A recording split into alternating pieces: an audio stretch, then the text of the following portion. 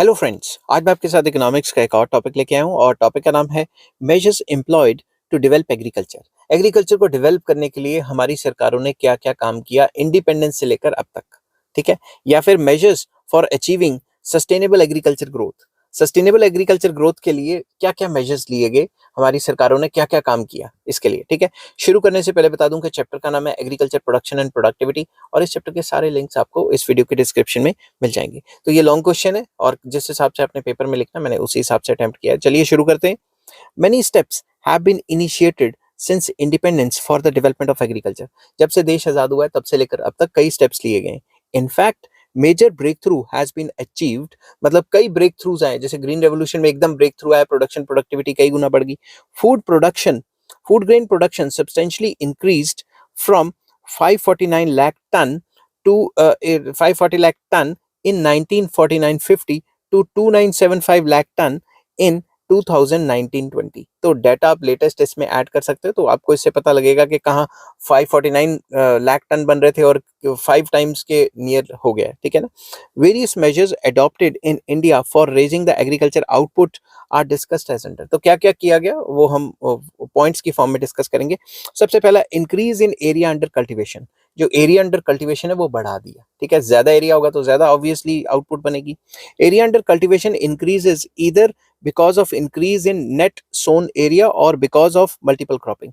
तो area under cultivation जो है वो बढ़ा तो दिया, मगर इससे कल्टीवेशन जो है वो बड़ी कैसे? या तो आप नेट सोन एरिया के कल्टीवेबल लैंड बढ़ा दोगे या फिर आप मल्टीपल क्रॉप्स लगानी शुरू कर दोगे, तो दोनों से फायदा होगा। ठीक है, तो यही कह सकते हैं कि एरिया अंडर कल्टीवेशन पहले से बढ़ गया। The latter refers to raising more than one crop during the year. तो एक साल में एक से ज्यादा क्रॉप उगाना भी इसमें आ जाता है। ठीक है, अगर एक से ज्यादा क्रॉप उगाएंगे तो आपको फायदा ही रहेगा। समझ गई बात। Attempts have been made to increase the area under cultivation during 5 year plans by both these methods. तो ये जो दो मेथड बताए, कौन कौन से मेथड बताएं आपको? Increase in net sown area के जो एरिया है जो सो करते हैं, जो किसान कल्टीवेट करते हैं वो बढ़ा दिया, या फिर मल्टीपल क्रॉपिंग कर दी। ठीक है ना। इन 1950-51 total area under cultivation was 14.1 crore hectare, while presently it is estimated to be 20.1 crore hectare. तो तकरीबन 6 करोड़ हेक्टेयर ज्यादा हो गई है अगर हम पुराने डाटा के हिसाब से देखें।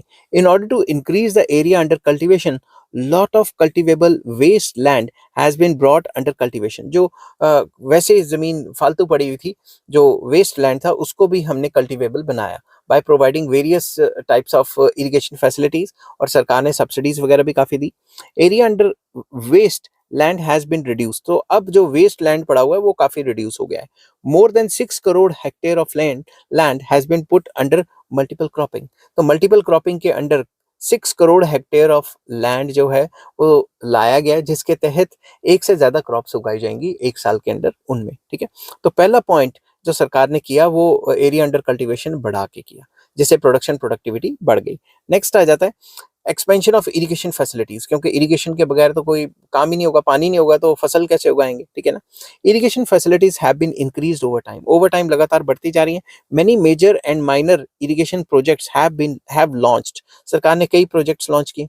डाटा के हिसाब से चलें तो in 1951 only 18% land was irrigated land. तो पानी सिर्फ 18% लैंड पे लगता था, but which now has increase to 49%। तो अब 49% हो गया, काफी ज्यादा हो गया। Multi-purpose projects and installation of tube wells have been particularly useful in this context। तो सरकार ने इरिगेशन प्रोजेक्ट्स तो लगाए, ट्यूबवेल्स को भी एनकरेज किया ताकि ज्यादा से ज्यादा क्या हो सके, पानी की फैसिलिटी मिल सके किसान को और किसान अच्छा काम कर सके। Dry farming has been introduced in areas where permanent means of irrigation are not possible। तो जहाँ पे permanent means of irrigation नहीं है वहाँ ड्राई फार्मिंग को एनकरेज किया गया। मतलब ऐसी ऐसी क्रॉप्स उगाओ जिसपे कम पानी चाहिए। इन 2015-16 प्रधानमंत्री कृषि Sinchai Sinchai Yojana has been launched to boost the irrigation potential in the country. तो 2015-16 में प्रधानमंत्री कृषि सिंचाई योजना आई, जिससे कि इरिगेशन फैसिलिटीज को और ज्यादा बढ़ावा मिला। ठीक है, तो सरकार ने इरिगेशन फैसिलिटीज भी प्रोवाइड करवाई हैं। जब से देश आजाद हुआ तब से लेकर अब तक ये फैसिलिटीज बढ़ती जा रही हैं। अब मैं ये नहीं कह रहा कि जितनी चाहिए उतनी होगी, मगर पहले से तो बढ़ी है ना। थर्ड पॉइंट आ जाता है more use of fertilisers. Judicious application of fertilizers has also contributed to the growth of agriculture output. Fertilizers का अच्छे से यूज सरकार ने बताया कि कैसे करना है, कितना कितना करना है, उसकी वजह से भी एग्रीकल्चर आउटपुट काफी बढ़ गई है. Various steps has have been initiated to encourage the use of cow dung as manure rather than as fuel. तो सरकार ने कई स्टेप्स लिए हैं जिसमें सरकार ने किसानों को बताया कि भाई तुम काउ डंग केक्स जो हैं उनको एज अ फ्यूल चूल्हे में डाल के उनको जलाया ना करो, बल्कि तुम उससे खाद बना के इस्तेमाल करो ताकि तुम्हें सस्ता भी पड़े और एनवायरनमेंट भी खराब नहीं होगा. Use of chemical fertilizers has also increased besides the greater application of compost. तो केमिकल फर्टिलाइजर्स का यूज तो बढ़ ही गया है, मगर जो कंपोस्ट है, जो गोबर वगैरह से जो खाद बनती है, उसमें भी काफी ज्यादा इंक्रीज आया है. In 2019-20 nearly 293.69 lakh tons of chemical fertilizers were used. तो ये डाटा आप ऐड कर सकते हो.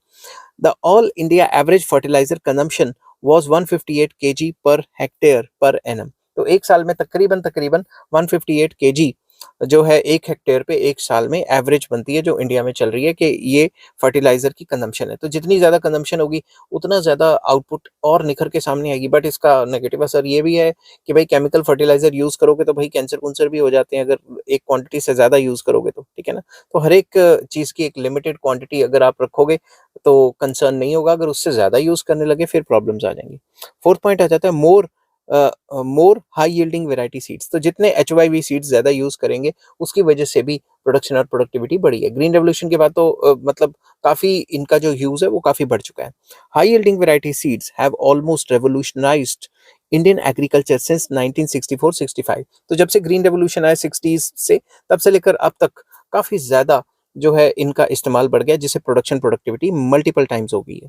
High yielding variety seeds have been evolved especially in respect of wheat, bajra, rice, मेज, ज्वार एंड कॉटन. तो इन क्रॉप्स में तो आ गई हैं, मगर अभी सारे क्रॉप्स में भी नहीं आई हैं, ठीक है. तो National Seeds Corporation and State Farm Corporation of India have been set up for the proper growth and distribution of these seeds. तो सरकार ने National Seeds Corporation and State Farm Corporation of India ये बनाई है ताकि seeds को अच्छे से डिस्ट्रीब्यूट किया जा सके किसानों के बीच में, ताकि वो अच्छी फसल उगा सके. Besides these two national level corporations 15 state seeds corporations are also working in this. तो नेशनल लेवल पे तो है ही है, 15 स्टेट्स लेवल पे भी कॉर्पोरेशंस बनी हुई है जो सीड्स के ऊपर ही काम कर रही हैं. In 2018-19, nearly 320 lakh quintals of certified seeds were distributed. तो ये डाटा आप लिख सकते हो कि इतने इतने सीड्स डिस्ट्रीब्यूट किए गए थे इंडिया में. In India about 90% of wheat crop is covered under high yielding variety seeds. तो हाई यील्डिंग वेराइटी सीड्स के अंदर तकरीबन व्हीट जितनी भी उगती है वो 90% कवर करती है, ठीक है. तो मतलब हाई यील्डिंग वेराइटी सीड्स का भी इस्तेमाल बढ़ा दिया सरकार ने ताकि प्रोडक्शन प्रोडक्टिविटी अच्छी हो सके. नेक्स्ट है plant protection. Considerable efforts have been made to protect the crops from insects and pests. तो इसके लिए इंसेक्टिसाइड और पेस्टिसाइड्स का इंतजाम किया सरकार ने सस्ते रेटों पे, ताकि किसान को प्रोवाइड कराएं. अब अगर ये कुछ ज्यादा ही छिड़कते हैं तो उससे फिर भाई कैंसर कुंसर भी हो सकता है, ठीक है. 14 central plant protection centres have been set up for this purpose. तो इसके लिए 14 जो सेंट्रल गवर्नमेंट के जो प्लांट प्रोटेक्शन सेंटर्स हैं वो बनाए गए. वहां देखा जाएगा कि कौन सा कीड़ा लग रहा है, उसके ऊपर रिसर्च की जाएगी, तो उसके हिसाब से ही पेस्टिसाइड्स एंड इंसेक्टिसाइड्स का डिसीजन लिया जाएगा. नेक्स्ट आ जाता है point scientific cultivation. Very important. Scientific cultivation has been particularly emphasised during plan period. तो जब भी प्लानिंग चल रही थी, 5 ईयर प्लान चल रहे थे, उस टाइम पे साइंटिफिक तरीके से कल्टीवेशन को जोर दिया गया. It has been endeavoured to adopt superior agricultural technology in respect of crop rotation, use of quality seeds, use of fertilizers, treatment of soil, selection of crops, dry farming etcetera. तो सरकार ने कहा कि भाई सुपीरियर टेक्नोलॉजी जो available है, जैसे crop rotation कैसे होगी, या फिर हाई यील्डिंग वैरायटी सीड्स, या फर्टिलाइजर, पेस्टिसाइड्स, या फिर मशीनों का इस्तेमाल करके या ड्राई फार्मिंग करके प्रोडक्शन प्रोडक्टिविटी को बढ़ाने में जोर दिया. Many agricultural research centers and agricultural universities have been set up for developing new scientific methods of cultivation. तो सरकार ने कई रिसर्च सेंटर्स खोले, कई एग्रीकल्चर यूनिवर्सिटीज खोली जो टाइम टू टाइम रिसर्च करती रहती हैं और एग्रीकल्चर को अच्छा बनाने में काफ़ी मदद करती हैं. जैसे कि example Haryana agricultural university, Punjab agricultural university, Himachal agricultural university और Uttar Pradesh agricultural university, ICAR et cetera are making substantial contribution to the field of scientific. लिखना था मुझे, ठीक है ना, यहाँ पे मैं साइंटिफिक लिख देता हूँ, ठीक है. Scientific FIC, scientific methods of cultivation. कभी कभी स्पीड में ऐसे हो जाता है, तो आपको भी पेपर रीचेक करना चाहिए। जैसे मैं बच्चों को कहता हूँ कि अगर आप लगातार लिख रहे हो तो 5-7 मिनट रिवीजन के लिए रखो, ताकि अगर कोई स्पेलिंग मिस्टेक हो जाए स्पीड स्पीड में तो आप पकड़ लो उसको, ठीक है। तो इस पॉइंट में हमने ये बोला कि साइंटिफिक कल्टीवेशन को इनकरेज किया गया। जब से हमारा देश आज़ाद हुआ है तब से लेकर अब तक काफ़ी साइंस एंड टेक्नोलॉजी की मदद से हमने प्रोडक्शन और प्रोडक्टिविटी को बढ़ाया है। नेक्स्ट आ जाता है मैकेनाइजेशन। मशीनों का इस्तेमाल ज़्यादा हुआ है, ये सबको पता है। Use of tractors, threshers, harvesters, power tillers and other agricultural tools and implements are being popularised. तो इनका इस्तेमाल काफ़ी ज़्यादा मशहूर होता जा रहा है। आजकल छोटे-छोटे फार्मर्स ने भी ट्रैक्टर्स रखे हुए हैं। Small farmers are assisted with cheap credit facilities through cooperative societies, community development blocks, and nationalized banks for the purchase of machinery and equipment। तो छोटे फार्मर्स को भी सरकार हेल्प करती है, ताकि वो सस्ते रेटों पे उसे लोन प्रोवाइड करवा दे, ताकि वो भी मशीन्स वगैरह, ट्रैक्टर टूक्टर वगैरह खरीद सके, ठीक है। Agro industries. Agro industries corporations have been set up in almost all the states with a view to encourage mechanization in the agriculture। तो एग्रो इंडस्ट्रीज कॉरपोरेशंस भी जो है काफ़ी ज़्यादा डेवलप की हैं सरकार ने, ताकि हर एक स्टेट में जाके किसान को बताया जा सके कि ये मशीन इस्तेमाल करोगे तो काम जल्दी हो जाएगा, ऐसे होगा वैसे होगा। For mechanisation of small sized agricultural या agriculture fields owned by small and marginal farmers, a small tractor which is low in cost named कृषि शक्ति हैज बीन डिजाइन। तो जो छोटे छोटे फार्म्स हैं, जो स्मॉल जो एग्रीकल्चरल फार्म्स हैं, या फिर जो छोटे छोटे फार्मर्स हैं, उनके लिए छोटे ट्रैक्टर डिजाइन किए गए ताकि उनको बड़े ट्रैक्टर लेके टेंशन ना हो। तो छोटे ट्रैक्टर भी वही काम कर देंगे छोटी फील्ड्स में, समझ की बात। तो टेक्नोलॉजी का डेवलपमेंट या मैकेनाइजेशन का यूज भी सरकारों ने एनकरेज किया, ताकि जब से हमारा हमारा देश आज़ाद हुआ है तब से लेकर अब तक काफ़ी अच्छी प्रोडक्शन एंड प्रोडक्टिविटी बढ़ गई है। अब कितनी बड़ी है, वर्ल्ड एवरेज के आसपास है, वो एक अलग बात है, मगर हमारी जो अगर आइसोलेशन में देखा जाए तो बड़ी है ना। 8th पॉइंट आ जाता है development of agricultural land, very important. Efforts are made for the development of agricultural land during 5 year plans. 5 year plans के अंदर एग्रीकल्चर लैंड को डेवलप करने के भी सरकार ने काफ़ी स्टेप्स लिए। Notable success has been achieved in levelling land, terracing of fields and contour bundings. तो बेसिकली ज़मीन की क्वालिटी को इम्प्रूव करने के लिए, या फिर ज़मीन के आसपास काफ़ी ज़्यादा एक बाड़ टाइप बनाने में, ताकि वो फ्लड से उड़ ना जाए, ठीक है। इस टाइप के काम किए जिससे कि जो क्वालिटी ऑफ लैंड है वो अच्छी होगी या एग्रीकल्चर के लिए। नेक्स्ट आ जाता है एग्रीकल्चर के ऊपर रिसर्च वगैरह काफ़ी की है, यूनिवर्सिटीज़ वगैरह खोली हैं। Agriculture research is conducted by Indian council of agricultural research, agricultural universities and other national and state level institutions. तो इन्होंने काफ़ी ज़्यादा एग्रीकल्चर के ऊपर रिसर्च वगैरह की है, जिससे प्रोडक्शन प्रोडक्टिविटी बढ़ी है पहले से।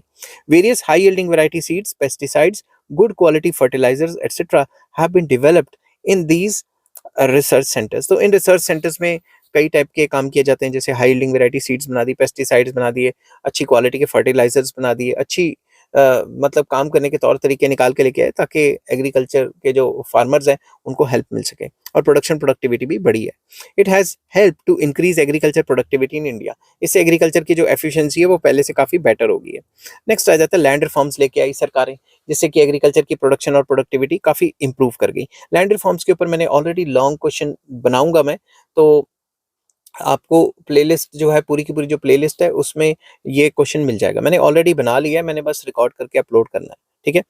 After independence government has undertaken many land reforms. कौन कौन सी लैंड रिफॉर्म्स लाई? सबसे पहले जमींदारी सिस्टम खत्म कर दिया। जमींदारी सिस्टम हैज बीन एबॉलिश्ड। अब जमींदारी सिस्टम इंडिया में नहीं है, इक्का दुक्का जगह हो सकता है मगर ज्यादातर नहीं है, ठीक है। मगर पाकिस्तान में देखा जाए तो जमींदारी सिस्टम अभी भी काफी इंपॉर्टेंट रोल प्ले करता है, और exploitation of farmers zamindari system की वजह से बहुत ज्यादा होती है। The actual cultivator has been given either the ownership right और the right of occupancy tenant. तो जो कल्टीवेटर था उसको जमीन के राइट्स दे दिए गए, और जमींदार को कंपनसेट करके कि भाई तुम इतने पैसे पकड़ो और चलते बनो। और जो क्या कहते हैं, जो भी रेंट, जो जमीन का रेंट है, जो कल्टीवेटर जो है उनको दे रहा था जमींदार को, अब वो सीधा सरकार को जमा करवा सकता है, ठीक है। नेक्स्ट आ जाता है tenancy system. Tenancy system has been reformed by enacting various legislative measures in different areas. Tenancy में जो टेनेंट है उनको रातों रात आप खाली नहीं करा सकते, ठीक है। अगर उन्होंने कोई परमानेंट इंप्रूवमेंट किया लैंड के ऊपर, तो अगर वो खाली कर रहे हैं जमीन तो उनको कंपनसेट किया जाएगा। Ceiling on land holdings has been fixed. जो जमीन के ऊपर मैक्सिमम लिमिट है वो फिक्स कर दी गई थी। अब इसमें भी कई फ्लॉज हैं कि सरकार ने कह दिया इससे ज्यादा जमीन नहीं होगी, मगर कुछ एक्सेप्शंस है, वो मैं आपको जब लैंड रिफॉर्म्स का चैप्टर कराऊंगा तब कराऊंगा, ठीक है। By 2004 about 1633 lakh hectares of holding have been consolidated. Consolidation of land होता है आपका एक एक जमीन है, दूसरी जमीन है, तीसरी जमीन है, इनको इकट्ठा करके एक जगह बड़ी सी जमीन कर दो ताकि आप एक ही जगह पे अच्छे से काम कर सको। Cooperative farming has been developed, cooperative farming का कल्चर भी काफी ज्यादा बढ़ गया है। In order to improve the lot of landless farmers, Acharya Vinoba Bhave launched Bhoodan movement in country. तो एक भूदान मूवमेंट भी एक चली थी कि भाई जो बहुत अमीर हैं, जिनके आगे बच्चे शच्चे नहीं हैं, वो भाई जमीन डोनेट करनी शुरू कर दें, सरकार को डोनेट करेंगे, सरकार लैंडलेस फार्मर्स में जो है वो बांट देगी। इसको भी मैं डिटेल में डिस्कस करूंगा। तो लैंड रिफॉर्म्स की वजह से भी प्रोडक्शन एंड प्रोडक्टिविटी बढ़ी है। नेक्स्ट आ जाता है improvement in agricultural marketing. Marketing सबसे इंपॉर्टेंट है। मार्केटिंग का मतलब जब खेत में सामान बन रहा है वहां से लेकर जब तक अल्टीमेट कंज्यूमर तक नहीं पहुंचता, उसके बीच के सारे काम। तो जितनी अच्छी मार्केटिंग होगी उतना ही अच्छा एग्रीकल्चर डेवलप होगा। Improved agricultural marketing aims at ensuring the farmers the appropriate reward for the sale of their product। तो अच्छी मार्केटिंग होगी तो जो भी उनको रिवार्ड मिलेगा सेल करने के बाद वो भी अच्छा ही मिलेगा, मतलब अच्छा प्राइस मिलेगा। 3 directional efforts have been made in this regard. सरकार ने 3 मेन काम किए हैं। सबसे पहला रेगुलेटेड मार्केट्स बनाई। Regulated markets are managed by market committees appointed by the state governments. तो जो भी जिस भी स्टेट में मार्केट होती है, रेगुलेटेड मार्केट मंडी टाइप बना दी, वहां पे एक बोर्ड भी बना दिया, मंडी बोर्ड, जो कि या कमेटी बना दी, मार्केट कमेटी, जो कि सरकार देखेगी कि किस किस का क्या क्या प्राइस फिक्स करना है ताकि किसानों की एक्सप्लॉयटेशन ना हो सके। These committees ensure that the farmers are not exploited by the middle man. जो मिडल मैन होते हैं, बिचौले होते हैं, वो फार्मर को एक्सप्लॉयट ना कर सकें, सरकार ये रेगुलरली देखेगी। Metric system of weighing is adopted in these markets. तो प्रॉपर जो वेट्स हैं उनको भी, जैसे प्रॉपर वेट्स एंड मेजर्स हैं, उनका भी एक सिस्टम रखा गया ताकि किसान को एक्सप्लॉयट ना किया जा सके। At present the number of regulated agricultural markets stands eight 7320। तक तकरीबन कितनी मंडियां हैं हमारे देश में? 7320। तो ये बढ़ती जा रही है लगातार, ठीक है, ताकि किसान को ज्यादा अपॉर्चुनिटी मिले अपना सामान को बेचने की मार्केट में। नेक्स्ट आ जाता है कोऑपरेटिव मार्केटिंग सोसाइटीज। ये और भी अच्छा सिस्टम है। The societies sell the produce of their members at appropriate prices. तो कोऑपरेटिव सोसाइटी बना ली जाती है विलेज में, वो सारा का सारा जो मेंबर्स हैं वो अपना प्रोड्यूस कोऑपरेटिव सोसाइटी को दे देते हैं और कोऑपरेटिव सोसाइटी उनको अच्छे रेटों पे बेचती है। They also arrange for the speedy and cheap means of transport and proper grading of the crops. तो कोऑपरेटिव सोसाइटीज ही क्रॉप्स की ग्रेडिंग करवाती हैं और ट्रांसपोर्ट कम्युनिकेशन की फैसिलिटी देती हैं ताकि माल किसान अच्छे से अपना माल जाके बेच सके। Also these societies offer storage and warehousing facilities to the farmers. Farmers को स्टोरेज फैसिलिटी भी देती है कि अगर अभी मार्केट में अच्छा रेट नहीं मिल रहा तो हमारे पास आके रख लो, हम एक नॉमिनल सा प्राइस ले लेंगे, जब ऑफ सीजन आएगा तब डबल रेट पे बेचना। Next, price support. सरकार मिनिमम सपोर्ट प्राइस भी डिक्लेयर करती है। In order to encourage the farmers to increase agriculture production, it is essential that fall in the agricultural prices be insured against. तो simple words में कि सरकार ने development, agriculture के डेवलपमेंट के लिए प्राइस सपोर्ट सिस्टम लेके आई। सरकार ने डिक्लेयर किया कि किसान को मिनिमम एमएसपी मतलब मिनिमम सपोर्ट प्राइस इतना मिलेगा। इससे कम अगर मार्केट गिर जाती है, इससे कम अगर प्राइस आ जाता है मार्केट में, तो जो रेट सरकार डिक्लेयर करेगी उस पर डायरेक्टली किसान से खरीद लेगी।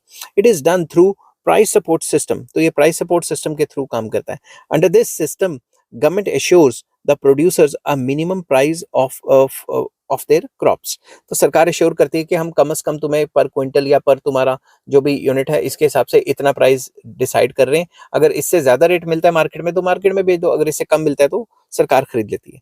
Government trading agencies arrange to buy the entire crop of farmers at the minimum price. तो इस प्राइस पे जो फूड कॉर्पोरेशन ऑफ इंडिया वगैरह वगैरह, वो ये सरकार के जो इंस्टीट्यूशंस है जैसे फूड कॉर्पोरेशन ऑफ इंडिया, वो किसानों से सामान खरीद लेगी, प्रोक्योर कर लेगी।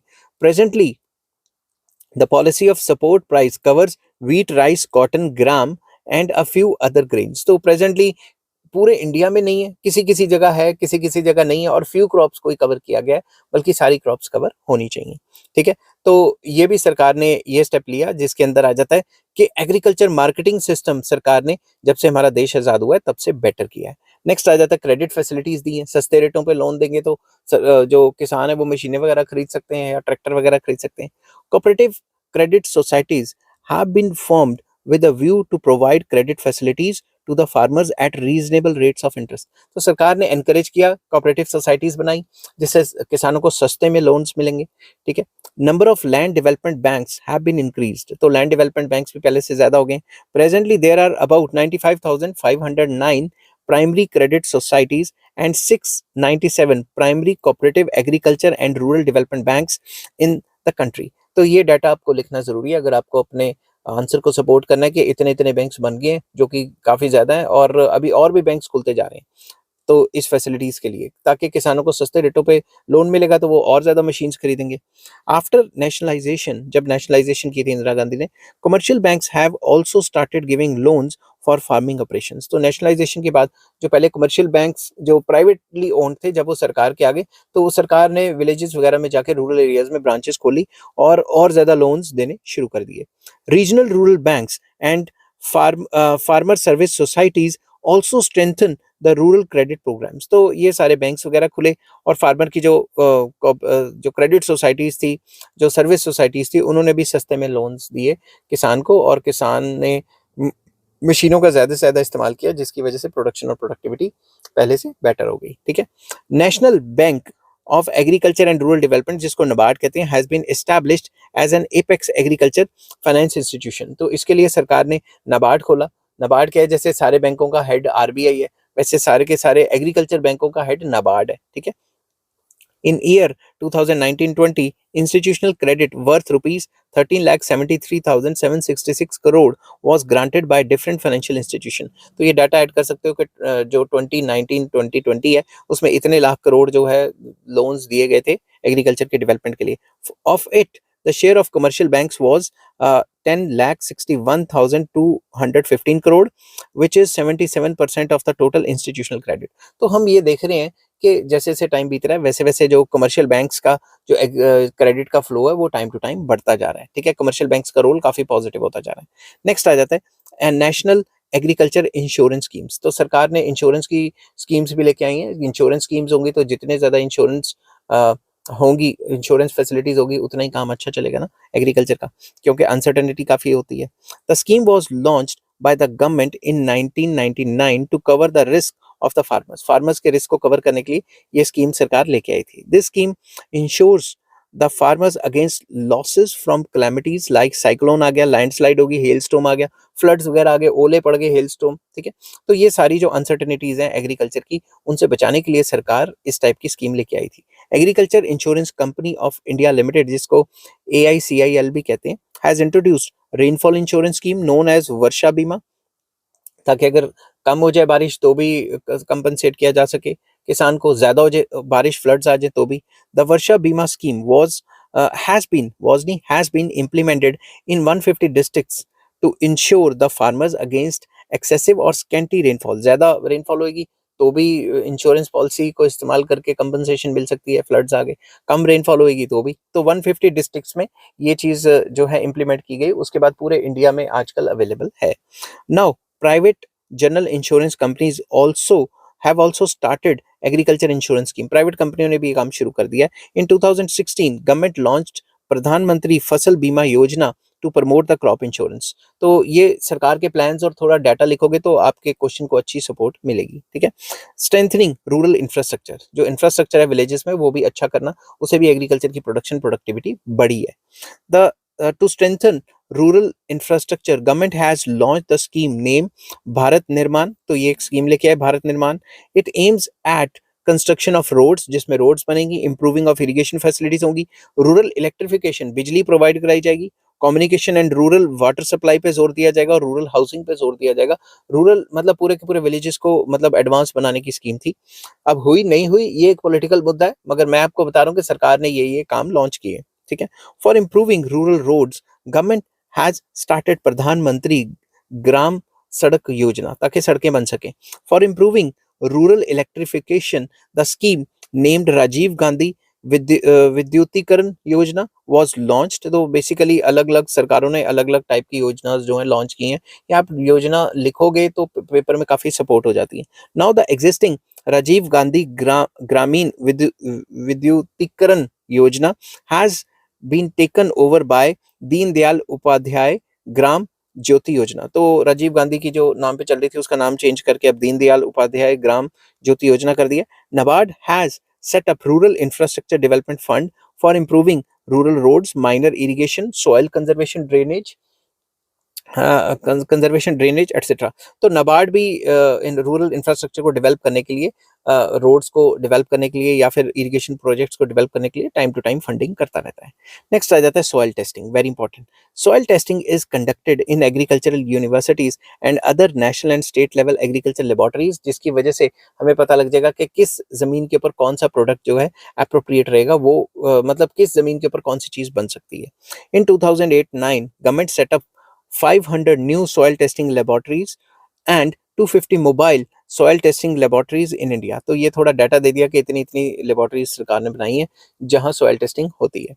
इन ईयर 2014-15, जो 2014-15 का जो साल था, government started a scheme for issuing soil health card to every farmer. तो सॉइल हेल्थ कार्ड बनने लग गया और टेस्ट करने लग गया कि इस पे कौन सी चीजें बेस्ट रहेंगी ताकि उसके हिसाब से किसान जो है काम कर सके। नेक्स्ट है किसान कॉल सेंटर्स।